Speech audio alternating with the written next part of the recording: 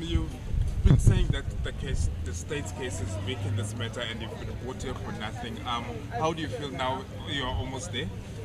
Well, it was very disappointing that the state had to surrender to the pressure of the AfriForum. The state must always act independently and must not be biased, and should never favor especially racist organizations like AfriForum. So we're disappointed that an institution that has got a constitutional obligation to act independently and without being intimidated found itself reduced into insignificant institution in this court, where they've got no case against us, to a point where accused number 2 did not see a need to take a stand because he has not been implicated by any of the witnesses or evidence before this court. But when we joined the struggle, we knew this is part of the journey we're going to travel. We're not complaining. We got an opportunity to present our side of the story, and we hope that the court will arrive at a proper conclusion. And you were quite bold in saying that the AfriForum is after you, after your family, after your dignity. Why? Why do you think they're after you?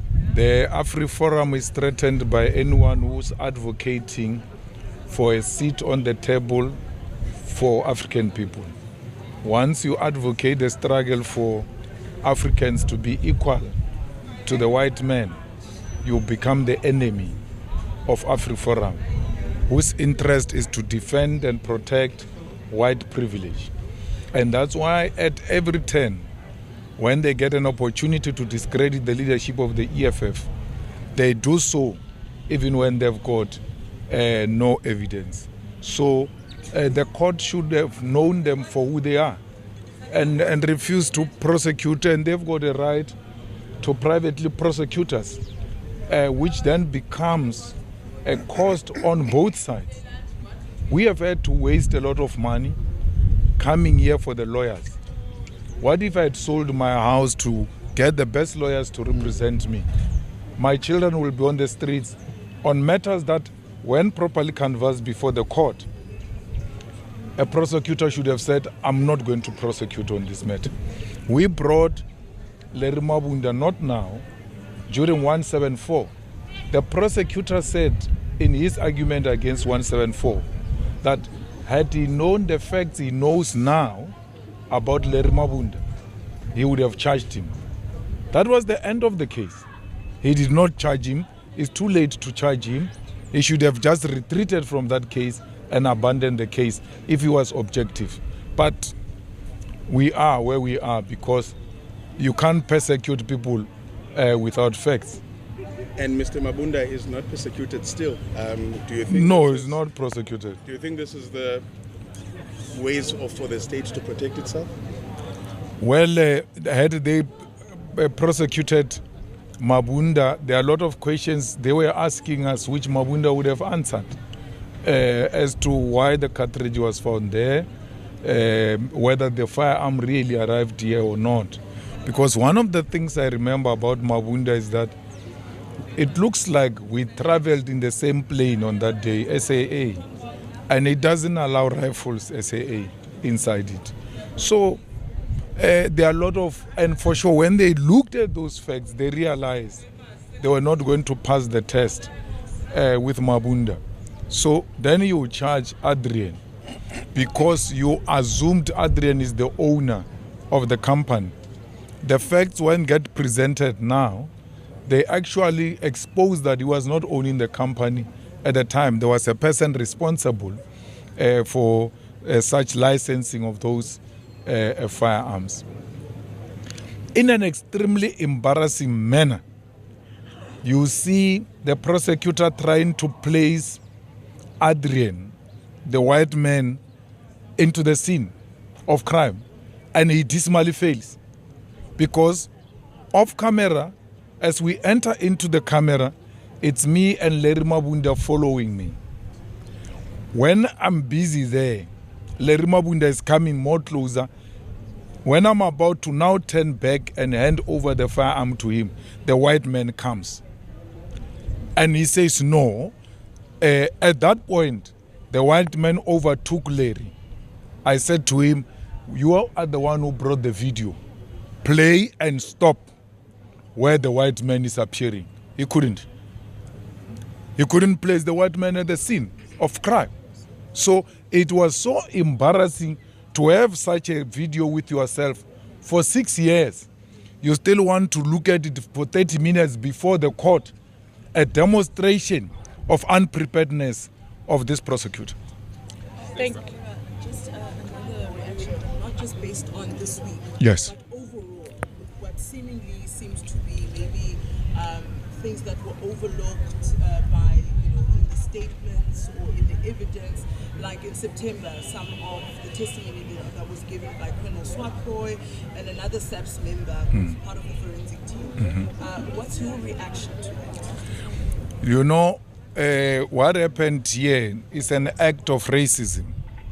So when AfriForum picked up an opportunity to persecute me, they made sure the matter is in a white prosecutor. The prosecutor was white. When they could not pass through with the white prosecutor, then they went to a colored, but maintained a white magistrate. Because if you get any minorities on his case, there is no way they are going to leave him alone. They will pursue him. And that's what transpired. The investigating officer, Swarboy, colored, governor, Indian. There were so many minorities on my case with a hope that these minorities will pin him down, inspired purely by hatred and racism. That's why I said to the magistrate, they thought if they get a white judge, because they were judge hopping, they will find a racist judge who will not have mercy for this guy. So the whole thing just failed. Why would an honest prosecutor not tell the magistrate that there were 5 police officers who were looking after this guy on that day? 5 of them. They go and collect statements from them, keep them secret, and not bring them to the attention of the magistrate. When in cross-examination, defense brings them to the attention of the magistrate and 174 application, the magistrate said, no, this issue of SAPS being there, I don't have much to say about it except that maybe the state at some point will have something to say. She got shocked by cross-examination that SAPS was there. They bring SAPS statements today. I don't know why they did that. They bring SAPS statement. They don't bring SAPS officers. And then they read the statement themselves into the record. No single statement of the police say this guy did anything unlawful. So what was the point of bringing those statements here when they are not implicating us?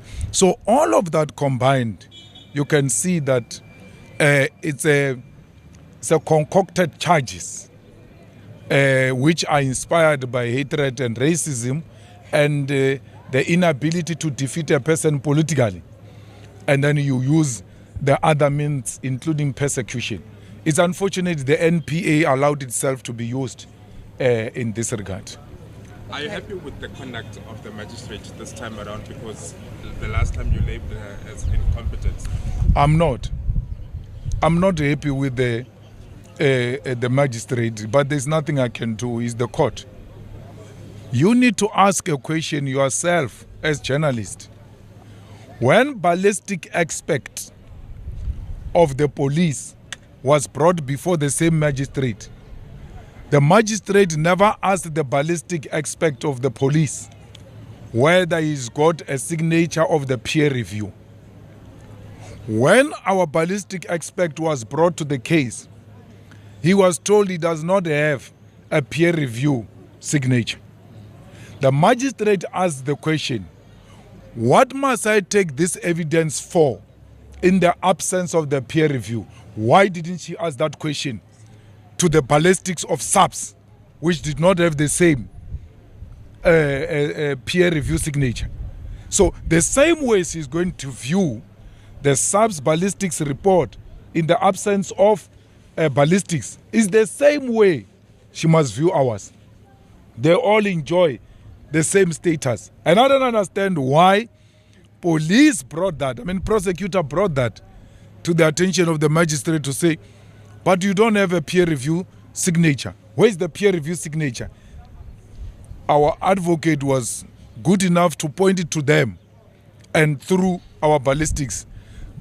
Did their 9 ballistics report have a peer review signature? 2, no answer. They don't have signatures. This is the same magistrate. In a clever way, I told her today, I said the same court never asked the state ballistics whether they've got peer review, but you can ask ours as whether he's got a ballistic, a peer review. And today I'm happy they call him an expert. Yesterday, had this not been exposed that they don't have a peer review signature, yesterday they wanted to disregard him and treat him as an entity who's not qualified expert because he does not have a peer review. Same magistrate.